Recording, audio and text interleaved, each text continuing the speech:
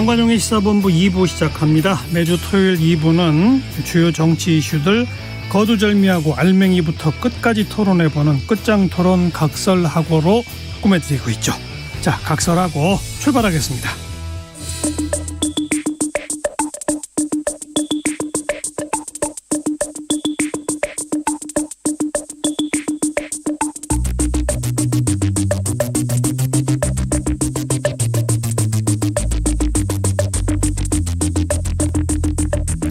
뜸들이지 않습니다. 알맹이부터 찌릅니다. 고수들의 진검승부, 끝장토론 각설하고. 네, 매주 끝장토론 각설하고를 책임져 주시는 분들의 약간의 변화가 생겼습니다. 먼저 이 국민의힘의 법률위원회 부위원장 윤기찬 변호사 계속해서 나와주고 계시죠. 어서 오십시오. 네, 안녕하십니까. 네, 그동안 책임져 주시던 더불어민주당의 최민희 전 의원 지금 이제 남양주 시장 예비 후보로 열심히 뛰고 있습니다. 그래서 고정 멤버를 바꿨습니다. 누구냐? 민주당 선대위 대변인 맡았었죠. 현근택 변호사 오늘부터 수고해 주시겠습니다. 어서 오십시오. 네, 안녕하세요. 현근택입니다. 뭐 별로 새로운 인물은 아니네요. 네. 죄송합니다. 그동안 몇 번 나오셨었잖아요. 네네네. 그렇죠? 두 분도 뭐 토론 자주 하셨고. 네, 잘 알고 있습니다. 뭐 최민희 전 의원보다 나아요, 어때요? 보다 친해요. 두 분 다 또 변호사시니까. 네, 네. 동기입니다, 연선. 또 그 전에 한번 방송 같이 여러 번 했기 때문에. 그런 인연도 네. 있군요. 알겠습니다. 자, 공통 질문으로 출발합니다. 이번 주에 가장 뜬 인물, 가장 진 인물. 먼저 뜬 인물부터 토주대감 윤기찬 변호사부터. 예, 저는 지명되자마자 여론의 관심을 폭발적으로 받고 있는 한동훈 법무장관 지명자로 정했습니다. 예. 관심이 내용이 다소 다르겠지만 사람에 따라서 어쨌든 지명되자마자 한쪽은 좀 두렵다는 표현할 정도로 그런 식의 반응을 보이고 있고 한쪽은 또 기대를 많이 갖고 있고 그래서 어쨌든 이 또 지명으로 인해서 양 진영에 극명하게 서로 기대치가 다른 이런 지명자예요. 그래서 저희는 잘 할 거라고 기대를 하고 있는데 어찌됐든 법무지명자 법무장관으로서의 업무를 잘 할 것인가 여부에만 관심을 표현했으면 어떨까. 과거에 어땠느니 이런 것보다는 그런 우려도 함께 말씀을 드립니다. 솔직히 윤기찬 변호사도 놀랬죠? 저도 전혀 예상하지 못했어요. 네. 조금 이따 우리 요 얘기 집중적으로 할 거니까 그 정도 듣고 현근택 변호사는 이번 주에 뜬 인물 누굽니까? 저는 유영하 변호사 찍고 싶습니다. 유영하 변호사. 네, 왜냐하면 사실은 대구시장에서 3위나 할 수 있을까? 이렇게 생각 들었는데 근데 지금 흘러가는 거 보면은 이분이 잘하면 될 수도 있겠다. 왜냐하면 박심은 이미 얻었고 지난번에 윤심까지 얻었잖아요. 그러면 지금 윤심 얻은 게 확실하대요? 어쨌든 자리에 앉혀놓고 그 자리에서 뭔가 깊은 대화를 나눴지 않았겠습니까? 근데 지금 국민의힘 박근혜 전 대통령 찾아갔을 때 그렇죠. 그 옆자리에 앉았으니까 적절한지는 논외로 치고요. 저는 적절치는 않다고 보는데 왜냐하면 후보니까 후보가 아니라면 상관없지만 근데 국민의힘이 지금 지방선거 흘러가는 구도를 보면 윤심을 얻은 분들이 다 앞서고 있어요. 그리고 윤심과 약간 멀어진 분, 멀륜이라 그래야 되나? 어쨌든 멀륜 이분들은 좀 어려워지고 있거든요. 근데 경기도에서 딱 나타나고 있잖아요. 근데 그게 제가 보기에 경기도판이 대구에서도 나타날 수 있어요. 왜냐하면 유승민, 홍준표 다 어찌 보면 멀륜이잖아요. 근데 거기에 이제 김은혜, 유영하, 친윤 딱 구도가 되는 구도라서 제가 보기에는 다크호스에서 거의 이제 되는 분위기 아니냐 이렇게 보고 있습니다. 멀윤이라는 용어가 있어요? 제가 만든 겁니다. 지금 막 생각했습니다. 자, 이런 얘기 어떻게 생각하세요? 근데 윤심이 다 잡고 있다, 정하고 있다. 일단 유영하 변호사에게 윤심이 작용한다라는 부분은 일단 팩트 체크가 필요할 것 같고요. 네, 그 부분은 글쎄 저는 확인되지 않은 사실 같고 그러니까 윤심이라는 게 작용하는지 전반적으로 또 그것도 또 그 여론의 그냥 네이밍 아닌가 싶어요. 왜냐하면 윤당선인과 경선 단계든 아니면 선거 운동 단계든 역할을 했던 분들을 만약에 친윤이라 그러면 그건 이해를 하겠어요. 그런 네이밍이라면 멀륜은 또 말이 안 되는 거죠.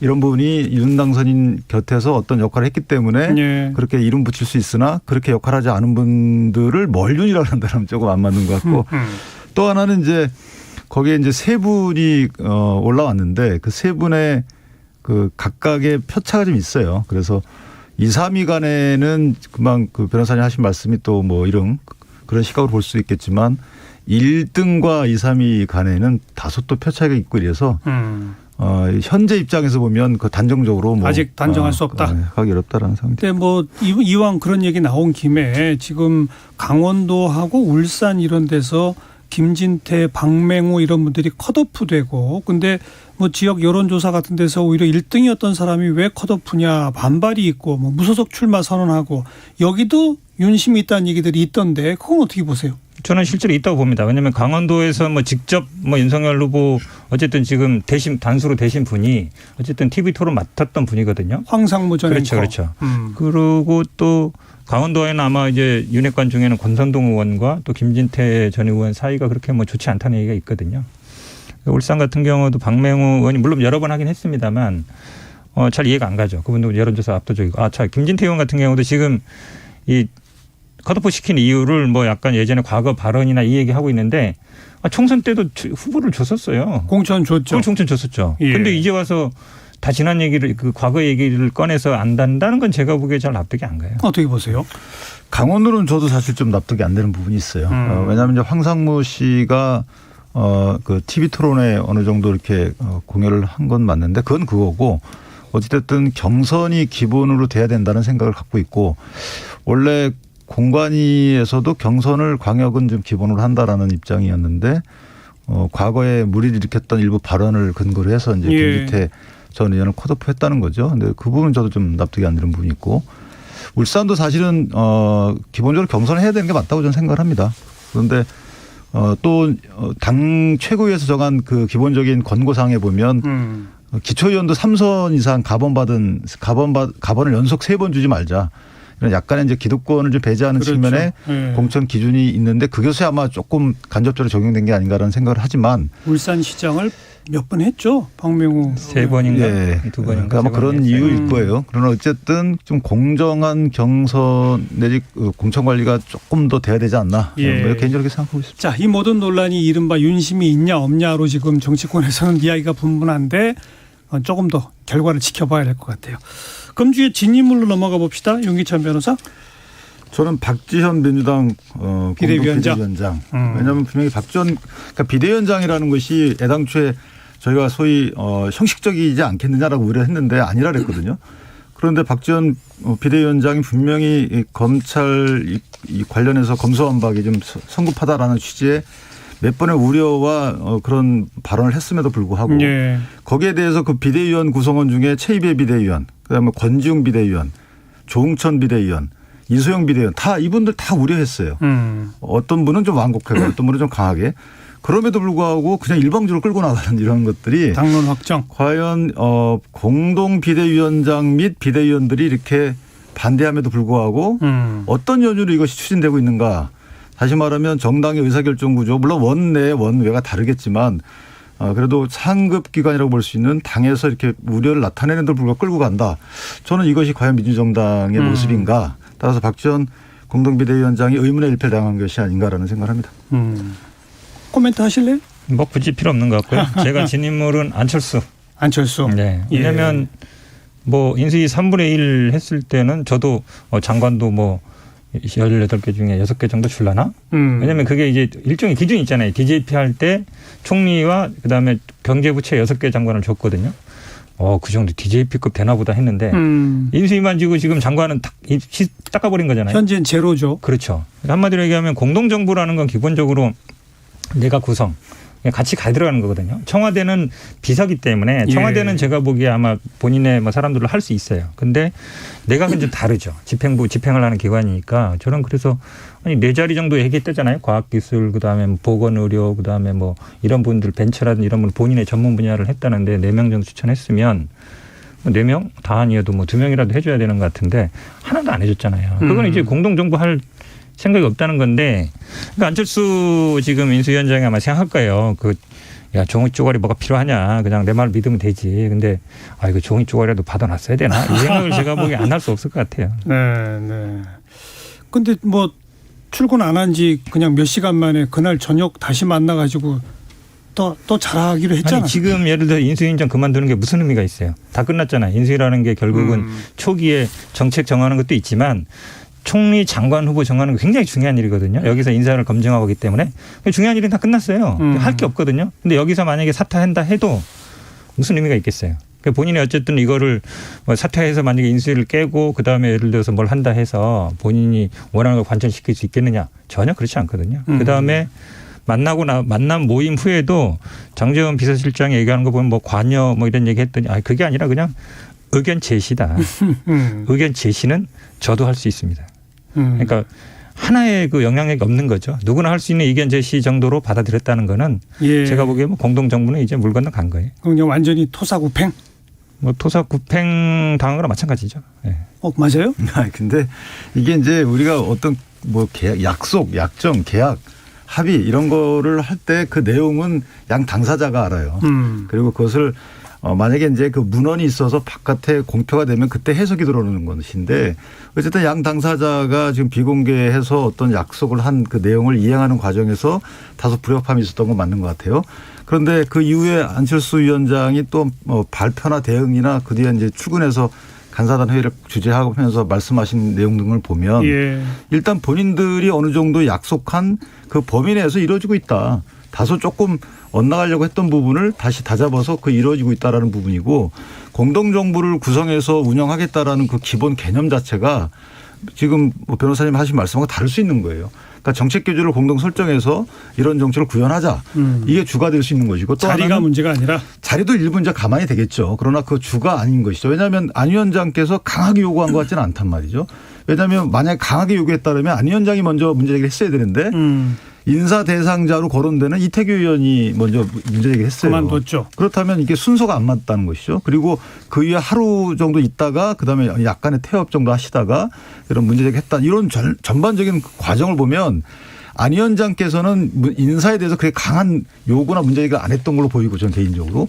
그런데 내부에서 공당 내부에서 이거 뭐냐라는 문제제기가 있었을 것 같고 거기에 대해서 논의하는 과정에서 이제 그런 태업으로 갔던 거고 그걸 수렴해서 윤당선이라고 어떤 또 다른 여러 가지 얘기를 했겠죠. 그렇다면 안 위원장의 공동정부 목적은 뭐냐면 안 위원장이 어쨌든 다음 대선 출마를 해야 되기 때문에 예. 그 대선 출마를 위한 행보에 부합하는 요구를 했겠죠. 그렇다면 합당을 통해서 국민의 힘에서 본인의 영향력을 키워서 그다음에 당대표 그 대선 주자로 나오는 이런 일련의 프로세스를 염두에 둔 어떤 공동정부 아니고 거기에 대한 요구인 것이지 단순히 자리 몇 개 나눠 먹기식의 이런 것은 아니면 하지 않았을 것이다. 저는 이렇게 이제 생각을 하고 있습니다. 네.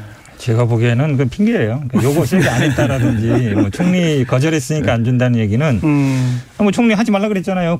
윤핵관 권성동 의원이 뭐 총리 해야 되느냐. 인수위원장 하면 됐지. 그때부터 분위기 몰아간 거거든요. 장관 명단 주면은 요구한 거죠. 그럼 가가지고 문 앞에 지키고 서 있어가지고 임명할 때까지 기다려야 됩니까? 근데 윤석열 당선인이 뭐라 그랬냐면 다 봤는데 그다음에 인사 공정 기준을 얘기했잖아요. 능력과 인품을 보고 얘기했다. 한마디로 얘기하면 안철수 측에서 갖고 온 명단은 능력과 인품이 안 된다는 얘기예요. 안 맞더라. 그렇죠. 그거밖에 해석이 안 되잖아요. 그러면 안 시켜줄 이유가 없는데 그럼 공동정부를 나눠먹기라 그러는데 사실은 어느 나라고 연대 예를 들어서 연립정부를 구성하면 뭐 있죠. 그렇죠. 일본이든 독일이든 뭐 내각제에서 연립정부를 구성하면 일정 분야에 이 내각에 대한 지분을 주는 거거든요. 그거를 나눠먹기라 그러면 이 단일화 자체도 하면 안 되는 거예요. 그러니까 제가 보기에는 뭐 오히려 이제 안철수 측 핑계 대면서 이제 안 준 이유를 그쪽으로 돌리고 있는 거죠. 그래서 제가 이제 하나 말씀드리면 이게 우리 국민적 시각에서 봐야 돼요. 물론 국민적? 이제 변호사님 말씀이 맞을 수도 있어요. 뭐 그럴 수도 있겠죠. 저는 이제 추측이니까. 그런데 청문을 하는 이유가 뭐겠어요. 이제 그분들 추천받은 분들이 능력이 떨어진다 이런 말씀이 아니에요. 예컨대 만약에 청문회에서 걸러지면 그렇죠. 자체 검증을 했는데 이분들이 아니더라. 추천했다는 거 아니겠어요? 자체 검증을 했는데 아니더라. 그래도 해줘야 되나요? 그건 아니거든요. 이것은 인사 원칙을 세웠으면 그걸 지키는 것이 국민에 대한 도리인 것이지 우리끼리 약속했으니까 어떤 분을 추천했다 하더라도 다 받아줘야 돼. 저는 이거 자체가 기본적으로 잘못된 공직관이라고 보는 것이고 40년 안철수 위원장의 총리론 같은 경우에도 사실은 권성동 의원이 이렇게 얘기한다고 해서 되겠어요? 그건 아닌 거고 안 위원장 본인이 판단한 거죠. 총리가 가지고 본인이 업력을 쌓는 것이 본인 대권 가도에 도움이 되느냐 아니냐에 대한 판단 이후에 판단한 것이지 안 위원장이 무슨 애도 아니고 그게 가능한 얘기겠어요. 그 대목은 안철수 위원장이 본인 스스로 결정해서 총리 안 맡겠다고 한 건지 총리를 안 시켜준다니까 안 맡겠다고 한 건지는 아직도 미지수잖아요. 근데 예를 들어서 양자가 합의를 해서 총리를 주기로 했다 그러면요. 먼저 언론에 공개해도 되는 거 아니겠어요? 나 총리 받기로 했다. 약속대로 난 되길 바란다라고 하면 되는 거였어요. 근데 이제 그런 식의 말씀 다 없고 본인이 많은 고민을 했던 것 같아요. 그래서 총리를 하게 되면 일단 현 정부와 어느 정도 각을 세워야 되는데 그 시기가 예. 나중에 맡아도 되는 거겠죠. 뭐 여러 가지 이런 정치적 저는 고려가 있지 않았나. 안철수 측에서 반발을 안 할 것이고 요구하지 않을 것이다라는 걸 알았던 것 같아요. 왜 그러냐면 총리 하지 마라 그러니까 좀 있다가 안 할게요 이랬거든요. 그럼 뭐 장관도 명단 줬는데 뭐 안 시켜봐야 뭐 큰 뭐 무리 없겠네. 그렇게 생각하지 않았을까 싶어요. 그러니까 그냥 완전히 빼버린 거죠. 한 명이라도 해줘야죠. 저 정치 도의상. 자, 말이 안 되는 거예요. 뭐 우리 윤기찬 변호사 말이 맞을 수도 있어요. 추천을 받았는데 자체 검증해 보니까 이런저런 청문회를 통과 못할 결격 사유들이 보이더라. 또 그걸 가지고 설명하니까 안철수 위원장이 끄덕끄덕했다. 뭐 이럴 수도 있습니다. 그러나 그것보다도 현재 일반적인 국민들의 그 시선에서는 안철수 위원장 이제 완전히 물 먹은 것 같은데 라는 분위기인 것만은 뭐 숨길 수가 없는 상황입니다. 현재까지는 그렇다는 정도로 말씀 나누고. 자, 가장 내각 인선에서 뜨거운 정치쟁점으로 떠오른 게 한동훈 법무장관 후보자입니다. 어떤 의미가 있다고 보세요, 형 변호사는? 뭐 저는 이게 결국은 검찰 공화국을 만드는 신호라고 보고 있습니다. 예, 왜냐하면 뭐 한동훈 윤석열 당선인과의 관계야 뭐 온 국민이 아는 것이고 제일 친한 거의 뭐 대리인. 저는 뭐 리틀 윤석열 정도로 보는데요. 일단 뭐 한동훈 후보자를 통해서 검찰을 완벽하게 장악하겠다. 그리고 본인 아마 인사 보면 알겠지만 윤석열 라인들이 쭉 아마 포진될 겁니다. 그러면 굳이 뭐 민정수석실 거칠 필요도 없고 굳이 또 법무부 장관이 뭐 수사 지휘할 필요도 없이 그 윤석열 라인의 검사들이 다 알아서 민주당 쪽이나 이제 지금 야당이 될 사람들을 알아서 수사하겠죠. 이제 그게 우려스럽고요. 그다음에 두 번째는 사실은 이제 정치에 대비시킨 거죠. 왜냐하면 본인이 예를 들어서 위기 상황이 오거나 아니면 예를 들어서 검찰이 본인도 그걸 직접 해왔거든요. 검찰이 예를 들어서 신정부 인사를 수사하거나 아니면 예를 들어 본인의 걸려있는 수사들이 많잖아요. 예. 본인도 있지만 특히 이제 부인 문제라든지 장모라든지 많을 텐데 그리고 또 본인이 임명한 장관이라든지 이런 분들에 대한 수사가 들어올 수 있어요. 그거를 딱 막할 수 있는 사람이 누구겠습니까? 가장 미들맨. 한동훈이죠. 그런 아주 여러 가지 포석이 있다고 보고 있습니다. 어떻게 보십니까?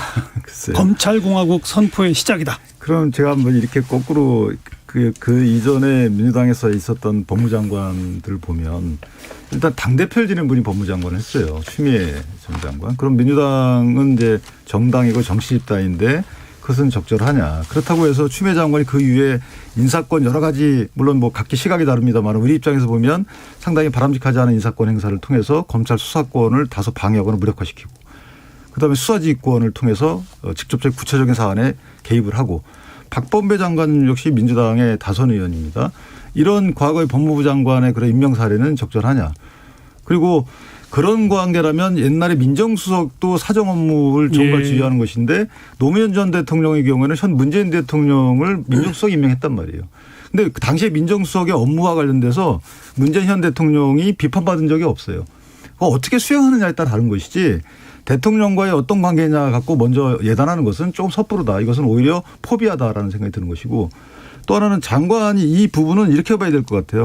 저는 정치인 장관을 배제한 결과다 이렇게 봐야 되는 것이지 뭐 어떤 목적을 통해서 목적을 이루기 위해서 한동훈 그 검사장을 발탁한 거다 이렇게 보는 것은 좀 아직까지 너무 이르다라는 생각이 들고 결국 대통령의 인사재량권 범위 내인지 밖인지에 대한 문제제기여야 된다. 그렇다면 한동훈 검사장이 왜 안 되는지에 대한 구체적인 먼저 얘기를 달라는 거죠. 그래서 왜 안 되는지에 대한 구체적인 문제제기가 타당하면 그럼 청문회 과정에서 그것이 설득력을 통해서 국민적 공감을 얻어낼 것이고 그렇지 않으면 그것은 그냥 단순히 쟤는 그냥 싫어. 쟤는 안 돼.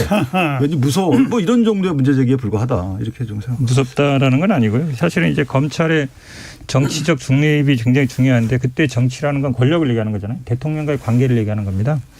근데 법무부 장관은 사실상 뭐 여러 가지 권한이 있지만 가장 중요한 건 인사권이죠. 검찰에 대한. 검찰 인사권. 그렇죠. 물론 지금 뭐 특검, 뭐 상설 특검도 할 수 있고 뭐 여러 가지 뭐 수사기구도 줄 수 있지만 그런 것보다는 인사 문제인데 인사 문제 지금 눈에 보인단 말이죠. 너무. 그러니까 윤석열 라인들이 쭉 아마 다시 이제 요직을 차지할 것 같은데. 그건 아직은 모르죠. 그렇게 될 걸로 보입니다. 근데 사실은 그러니까 민주당에서 가장 그동안 검찰의 법무부에 신경 썼던 거는 법무부의 탈검찰화예요. 국장들도 주요 국장들은 검찰 아닌 사람들로 공모를 한다든지 하고 그다음에 장관 장관도 검사 아닌 사람으로. 그게 의미가 있는 거거든요. 안 그러면 사실은 그전에 법무부와 검찰이 그냥 한 몸처럼 움직일 때는 검찰이 사실은 법무부를 다 장악해서 법무부 산하의 기관이 아니라 오히려 검찰이 지배하고 법무부는 그냥 행정 업무만 예. 하는 이런 형식으로 돼 있거든요. 근데 그러니까 과거엔 그랬고 지금 이제 그렇게 가고 있는 거죠. 완전히 그 다시. 법무부를 통해서 검찰을 좀 견제하려고 했었고 그렇죠. 이젠 다시 과거로 간다? 그 그렇죠. 얘기인가요? 그런 면에서 본다 그러면 문제가 있는 것이고 더구나 사실은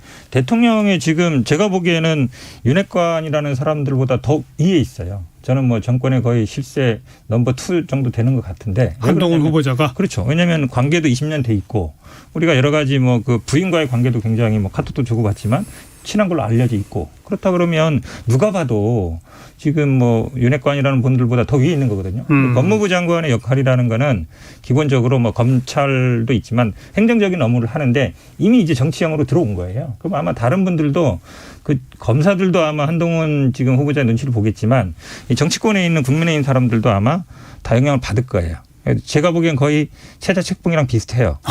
후계자다. 거의 내정한 거거든요. 왜냐하면 이렇게 가까운 사람이 없어요. 대한민국에 본인 잘 알고 검찰도 잘 알고 아니면 윤석열 지금 당선인에 대해 예. 가장 잘 아는 사람이기 때문에 아니 거의 그 얘기는 얘기는 그러면 정치에 입문시킨 거고 조금 뭐 너무 중간 생략이 많습니다만 무슨 뭐 차기 대권 주자로까지 키워나간다 이런 거예요? 그거는 뭐 본인이 알아서 커나가는 거기 때문에 근데 어쨌든 실질적인 어쨌든 넘버 2로 임명한 거나 마찬가지죠. 장관을 줬다는 얘기는. 뭐냐면 기수도 지금 한 7기수 정도 뛰어넘고 지금 장관보다. 검찰총장보다. 예. 그리고 보통은 이제 꼭 이게 뭐 그렇게 해야 되는 건 아니지만 검사장 한 다음에 고검장 승진하고 그다음에 뭐 검찰총장 하든지 법무차관 하든지 그다음에 장관 가고 보통 이렇게 해왔거든요. 과거엔 그랬죠. 보통 그래왔죠. 물론 뭐 그게 꼭 뭐 그렇게 예, 가야 되는 건 예. 아니지만 이게 되게 파격적인 거거든요. 그 파격은 어떻게 보세요? 근데 뭐 파격은 맞는 것 같아요. 그런데 이 파격은 지금 처음 시작한 게 아니잖아요. 그러니까 이전에 윤석열 당선인 자체를 중앙지검장 통해서 검찰총장 시킨 것도 파격이었고요. 하긴 두 또 번째 그랬어요. 박범계 장관도 김호수 총장보다 3기수가 낮아요. 그리고 이전에 강금실 장관의 경우에는 당시 송광수 총장보다 10기수가 낮아요. 법무장관은 물론 검사 출신은 아닙니다만. 물론 판사 출신이지만 같은 사시기수예요. 그러면 이게 파격이 이때는 괜찮고 이때는 뭐 이렇게 이제 일단 잣대가 다르고 또 하나는 예전에 민주당은 그 대통령이 인사권을 통해서 검찰을 하는 것은 이건 선출된 권력이 이걸 통제하는 거다라고 바람직하게 봤단 말이에요. 근데 예. 지금 왜 이렇게 다르게 보는지 모르겠고 또 하나 박범계 장관은 본인의 고등학교 후배를 이정수 고등학교 후배를 중앙지검장 시켰어요. 저희가 뭐 물론 거기에서 여러 가지 비판도 했지만 이거는 또 어떻게 보는 건지. 그래서 이게 어떤 사람이 어느 위치에 갔는지도 물론 뭐 비판의 대상이 될 수도 있겠지만 그보다 더한 건 가서 어떻게 했는지를 봐야 되는 것이에요. 가지고 이 사람이 진짜 본인의 직분에 맞는 역할을 했는지. 그래서 지금은 어떤 단계냐. 예. 야 이런 우려가 있으니까 똑바로 해달라고 당부의 말을 할 단계지. 이런 우려가 크니까 당신 하지 말아라고 할 단계는 아니라는 거죠. 그렇게 하려고 그러면 어떤 점 때문에 그렇다는 걸 분명히 밝혀야 돼요. 과거 행정을 통해서. 근데 아직 그런 거 없이 그냥 안 된다는 거 왜? 대통령과 친하니까 안 된다. 방금 뭐 변호사님처럼 저 합리적인 분이지만 뭐 이인자다 이런 사실은 근거 없는 이런 그 주관적 판단을 통해서 그냥 비토하는 거예요.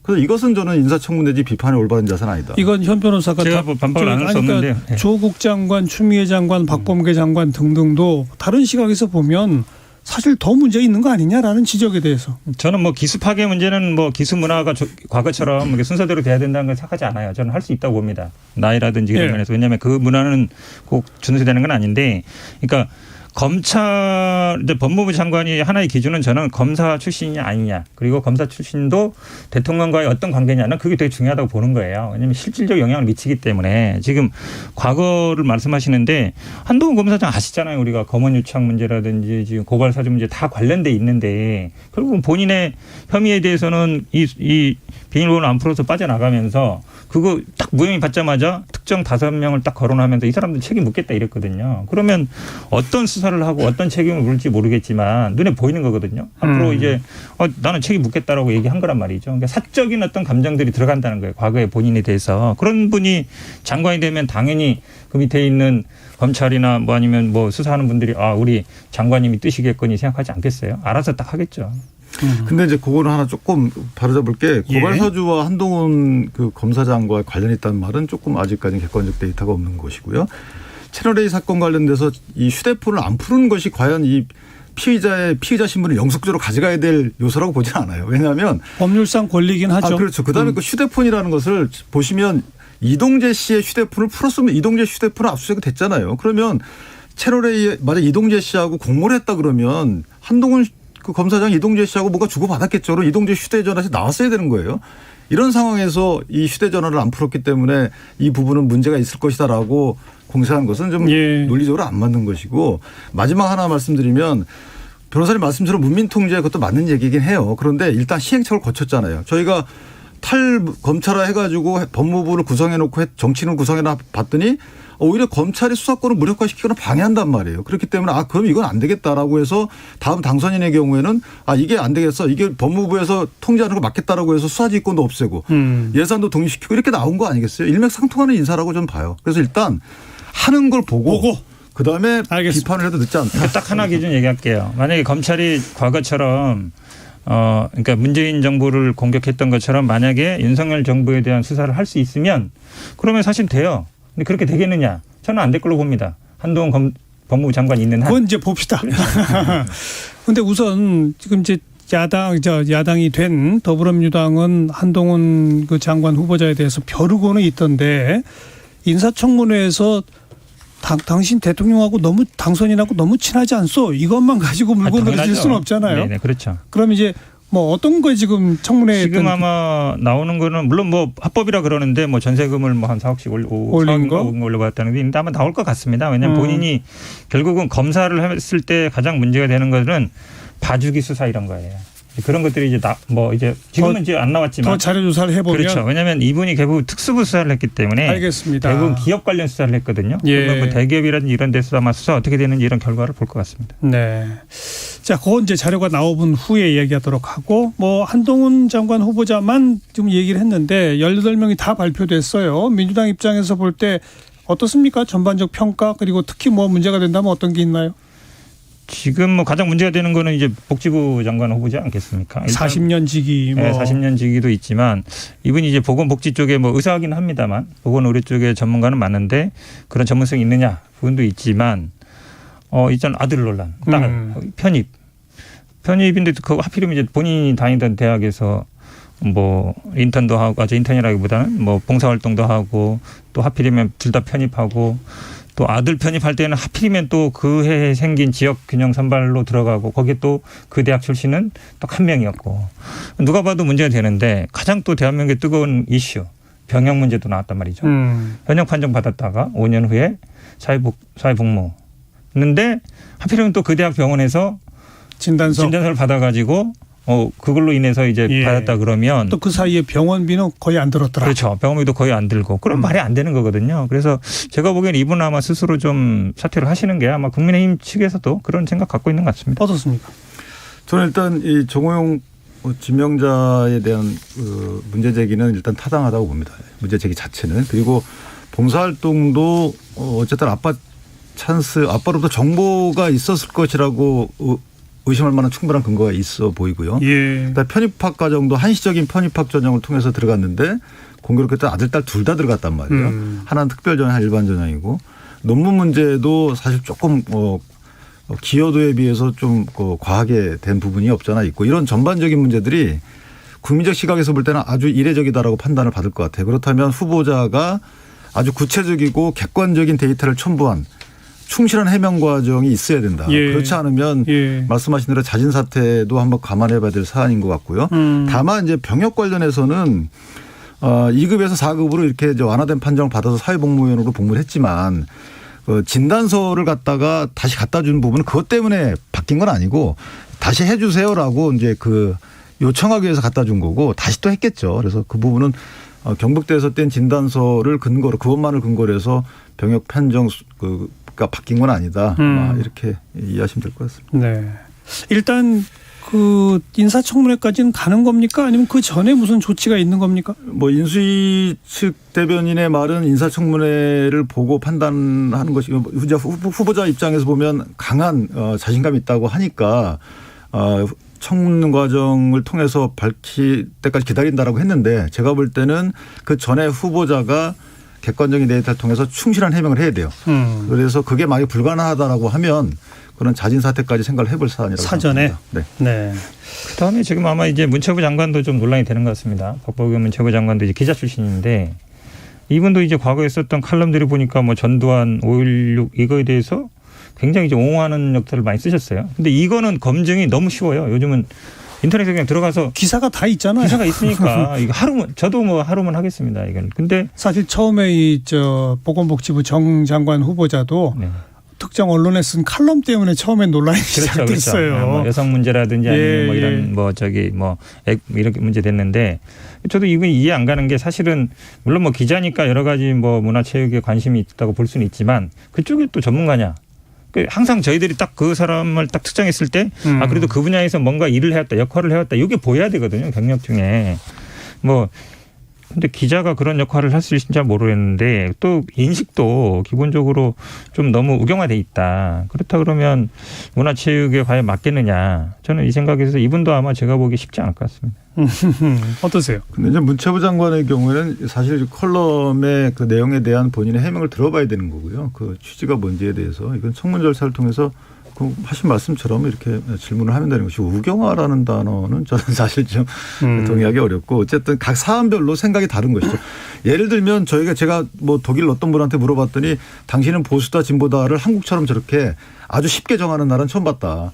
원래 보수다 진보다를 판단하려면 500개 설문지에 자기가 다 체크를 해야 된답니다. 그래서 보니까 몇 점부터 몇 점까지 당신은 보수 성향입니다. 당신은 진보 성향입니다. 이렇게 판단받는 것인데 저희는 이게 어느 정당 소속이냐 어디서부터 친하냐에 따라서 보수 진보를 그냥 규정짓기 때문에 조금 지켜봐야 되겠다. 안 하려고 그랬는데 뭐 전두환식 리더십의 바탕은 의리다. 전두환식 29만 원 예금 논란에 대해서는 혐오의 압축이다.